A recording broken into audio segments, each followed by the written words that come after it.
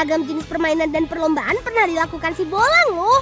Apalagi kalau permainan tradisional, sudah pernah Bolang mainkan semuanya. Begitu juga dengan lomba-lomba. Nah, ini dia lomba-lomba terseru yang pernah Bolang ikuti. Yuk, Markimak, mari kita simak.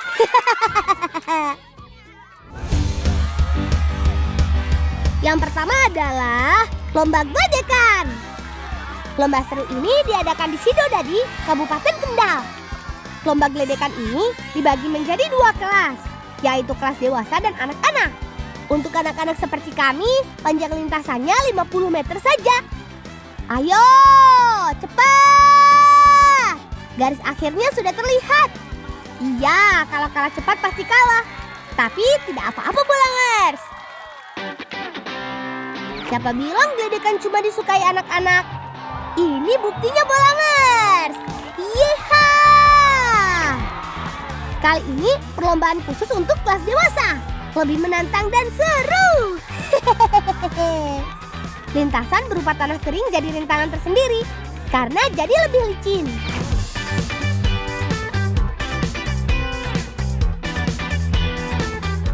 Lihat, kalau kurang menjaga keseimbangan bisa begini deh jadinya. Khusus untuk kelas dewasa, panjang lintasan 2 kali lebih panjang dari kelas anak-anak, yaitu 116 meter. Makin ke atas, jalur memang semakin curam. Gledekan pun jadi makin melaju kencang. Ada 40 peserta yang terbagi dalam 4 kelompok. Supaya tidak saling tubrukan, hanya 2 peserta yang meluncur bersamaan. Begitu seterusnya sampai ditemukan pemenangnya.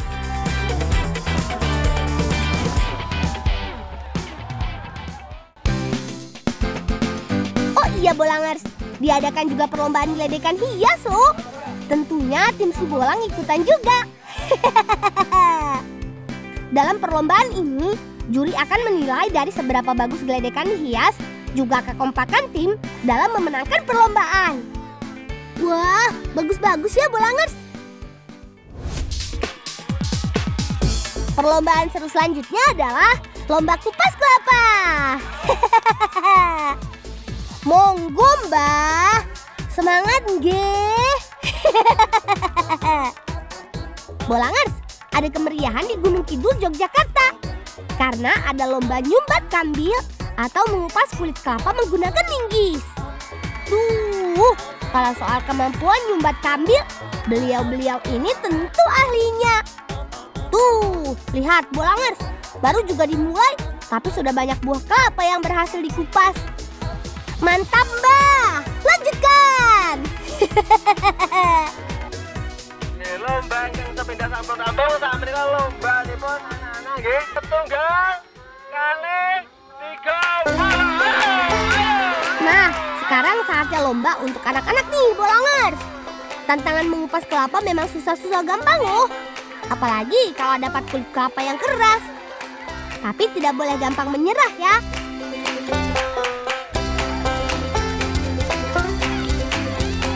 Nah tuh Bolangers, tahu sendiri kan pemenangnya siapa?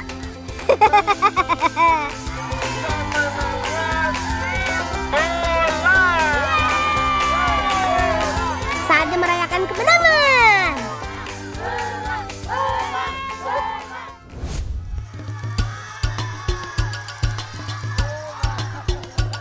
Lomba selanjutnya ada pacu ayam. Loh, kok bisa ya ayam dipacu? Ya bisa lah. Yuk kita lihat Bolangers. Hush, hush, hush. Ayo ayam lari yang kencang. Kalau tradisi karapan ayam ini berasal dari daerah Sumbawa Barat. Tapi jangan khawatir Bolangers, karapan ayam ini tidak menyakiti ayamnya kok. Para joki hanya menggunakan kayu untuk mengarahkan ayam berlari. Jadi aman. Biasanya arena karapan ayam ini panjangnya 20 meter dan lebar 7 meter. Peraturan mainnya mudah kok Bolangers. Ayam harus berlari dan mengenai saka. Setiap ayam yang mengenai saka paling terakhir itulah pemenangnya. Sedangkan ayam yang mengenai saka sebelah kanan dan kiri dianggap gugur. Seru juga ya, Bolangers.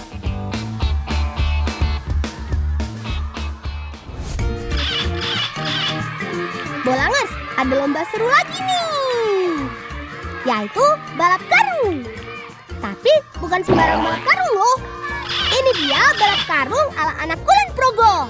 Alat utama dalam permainan ini adalah karung goni yang terbuat dari rajutan kulit pohon. Mungkin buat kalian yang tinggal di perkotaan, karung jenis ini sudah tergantikan dengan karung plastik. Seru kan lombanya, Bolangers? Lihat, ada peserta yang kesusahan melompat. Ternyata tidak semudah membalikan telapak tangan. Ayo, jangan menyerah sampai garis akhir. Semangat! Dari perlombaan ini kita bisa belajar. Bila ingin meraih sesuatu, harus bersungguh-sungguh dan pantang menyerah. Setuju kan, Bolangers?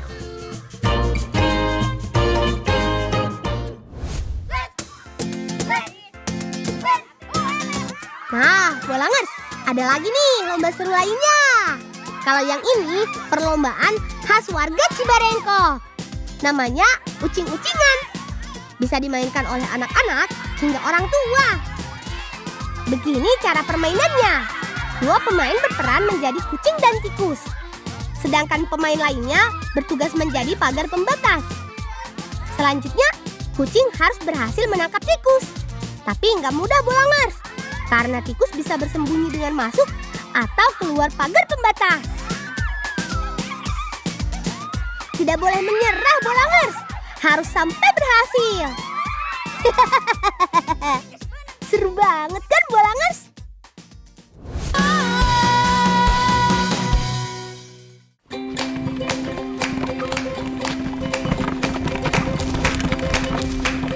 Teman di rumah, apa kabarnya nih? Kenalkan, kami anak-anak Raja Galuh, Majalengka, Jawa Barat. Ayo teman, kita antarkan dulu kedelai dan kunyitnya ke tempat paman.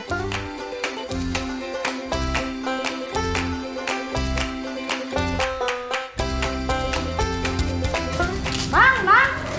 Hilang. Itu tadi mana? Belum tadi hilang ya. Nah, selamat datang di tempat pembuatan tahu kuning Singawada. Ini Paman Adan, pembuat tahu kuning ternama di desaku. Untuk membuat tahu, kedelai yang masih mentah harus direndam dulu selama 3 jam supaya lunak. Setelah itu baru deh digiling sampai berbentuk bubur.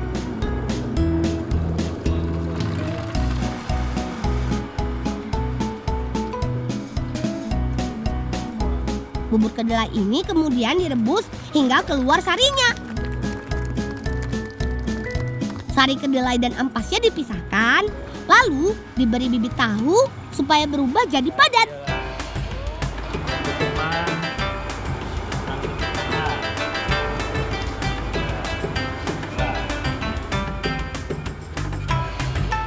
Setelah 10 menit difermentasi, sari kedelai sudah berubah menjadi tahu dan siap dicetak.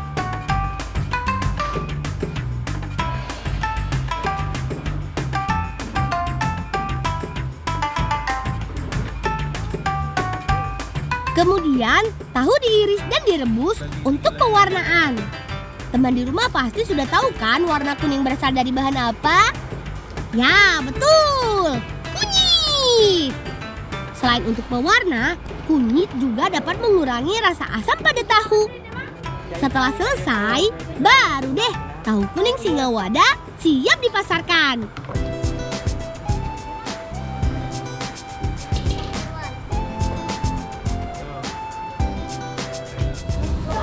Lang. Mang. Atur nuhunnya terus ngabantusan di dia. Oh, Kangge oleh-oleh ke rumah. nuhunnya Mang, nuhun. Oh, iya nih paling senang. Udah.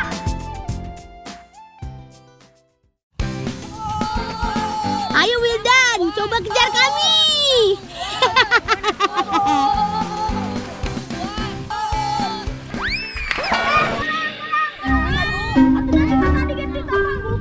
Tadi mana? Pecah kita.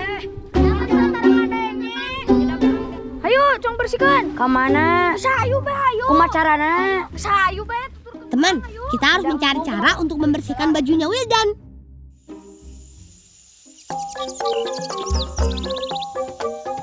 Oh iya teman, kami tinggal di Desa Teja, Kecamatan Raja Galuh, Kabupaten Majalengka, Jawa Barat. Desa kami merupakan dataran tinggi yang berada di utara Gunung Ciremai. Tak heran kalau udara di sini sejuk dan alamnya masih asri. Buru-buru ayo. Teman, kami sedang mencari bahan untuk mencuci baju nih. Biasanya ada di sekitar sini. Nah, itu dia yang kami cari. Lah, ngai naon di dinya? Bisa ieu jang sabun ayo. Oh, atuh lah tungguan geula. Ayo. Teman di rumah, tahu nggak nama tumbuhan ini? Ya, kembang sepatu. Kalau kami biasa menyebutnya kembang wera. Tumbuhan ini berasal dari Asia Timur dan bisa tumbuh di dataran rendah sampai pegunungan. Selain dijadikan tanaman hias, kembang wera juga sering dimanfaatkan untuk mengobati berbagai penyakit. Sip, sepertinya daunnya sudah cukup. Sekarang kita cuci bajunya yuk.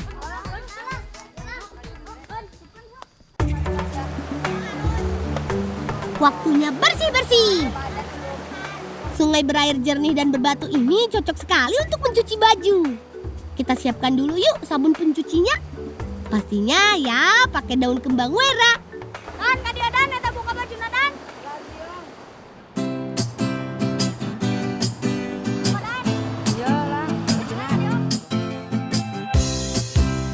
Setelah dibilas, lalu gosok baju dengan daun kembang wera.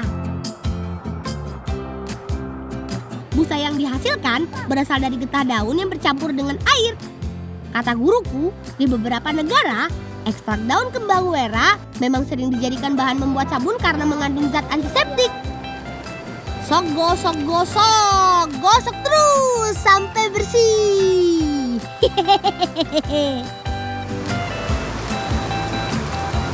Wah, bersih lah ngai nama. Lagi bersih kabeh. Bisa ayo turun ngojay. Ayo atuh. Ayo. Mumpung lagi di sini, sekalian saja kita bersihkan badan. Seger pisan, Temen tahu nggak? Air sungai Cikadondong ini berasal dari mata air pegunungan. Makanya airnya jernih. Biar makin bersih, sekalian saja kita keramas dan sabunan pakai daun wera. Selain anti kuman, daun kembang wera juga dapat mencegah kerontokan pada rambut loh.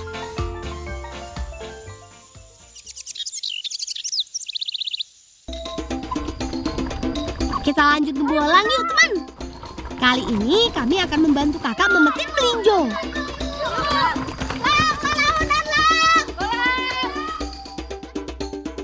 Sebelum naik, jangan lupa bawa tali pengamannya. Walaupun batang pohon melinjo kokoh dan kuat, tapi dahannya gampang patah loh. Jadi kami harus ekstra hati-hati. Tali pengaman atau salang berguna supaya kami dapat bergerak leluasa tanpa harus memegang dahan.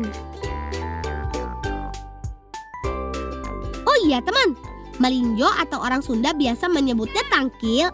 Itu bukan buah ya, melainkan biji yang dibungkus kulit luar tanpa daging buah. Biji melinjo tumbuh bergerombol di ujung dahan dan kulitnya berwarna merah kalau sudah matang. Teman-teman, ayo kumpulkan melinjonya. Jangan sampai ada yang terbuang ya. Teh, yuk magis murah teh. Ayo, pasar rencang. Bye. Yuk teman, kita bawa melinjonya ke tempat bibi.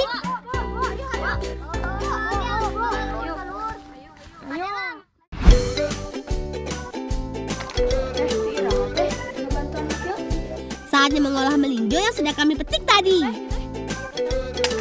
Kali ini kami akan membuat kerupuk ciping alias aci emping. Tempat pembuatan kerupuk ini milik Bibi Ani. Sudah ada semenjak 30 tahun lalu. Setelah dikupas, lanjut disangrai menggunakan pasir panas. Aduk-aduk terus ya agar tidak gosong. Penyangraian bertujuan untuk menghilangkan kadar air. Kalau sudah kering, jadi mudah untuk memecahkan kulit bagian dalamnya.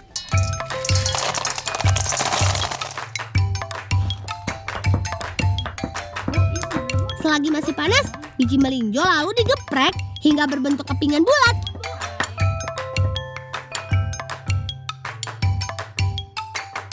Ayo Repal, susun yang rapi ya, supaya empingnya cepat kering. Sebelum dicampur ke adonan, emping digiling dulu hingga menjadi serpihan kecil seperti ini. Ayo Bilal, tambah lagi empingnya. Setelah digiling, serpihan kemudian dipilah untuk membuang sisa kulit dan kotoran lainnya.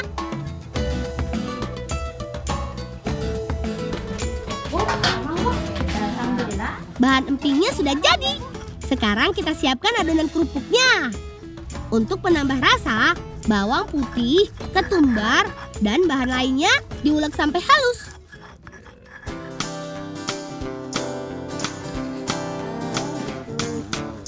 Setelah jadi, tambahkan sedikit minyak sayur. Lalu masukkan tepung tapioka dan air. Kemudian aduk sampai semua bahan tercampur rata. Agar hasilnya lebih menarik, tambahkan pewarna makanan sesuai selera.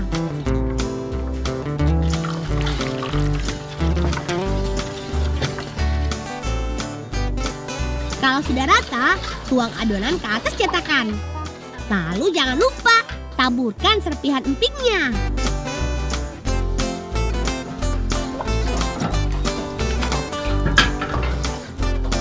Semuanya sudah siap. Waktunya mengukus. Ayo Wildan, susun yang rapi. Jangan sampai adonannya tertindih ya. Teman, dalam kukusan ini bisa diisi sampai 200 cetakan loh. Banyak juga ya. Nah, adonan cipingnya sudah matang nih. Setelah dikukus, ciping masih berbentuk kenyal karena masih basah dan belum bisa dijadikan kerupuk. Ciping mentah harus dijemur dulu agar nanti saat dimasak bisa mekar dan renyah.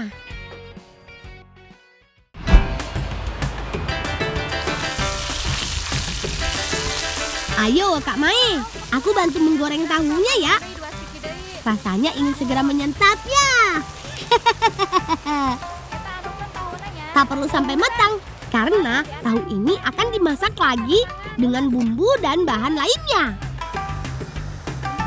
Nah, sekarang waktunya memasak kari tahu kuning. Aroma tumisan bumbunya bikin tambah lapar deh.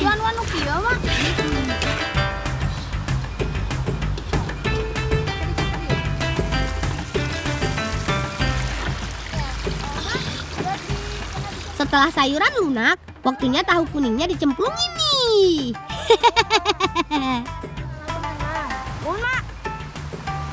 Terakhir, masukkan santan kental biar makin gurih dan sip.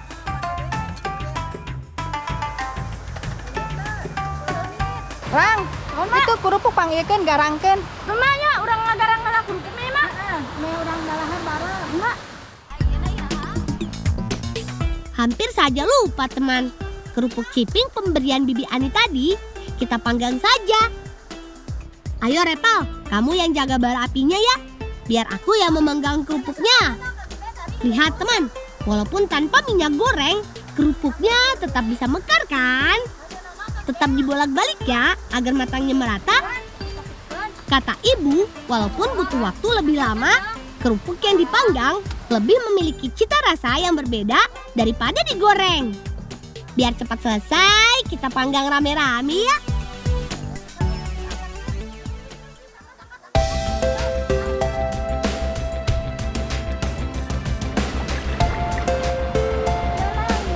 Dan waktunya makan.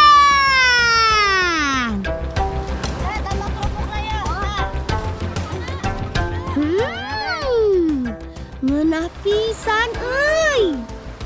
Racikan ibu memang tidak ada lawan. Tahu kuning yang gurih, kerupuk ciping yang renyah, ditambah suara gemercik air sungai. Duh, menambah nikmat rasa. Teman di rumah, coba deh makan bersama seperti kami ini. Pasti ketagihan deh. Salam cinta anak Indonesia, salam bocah petualang.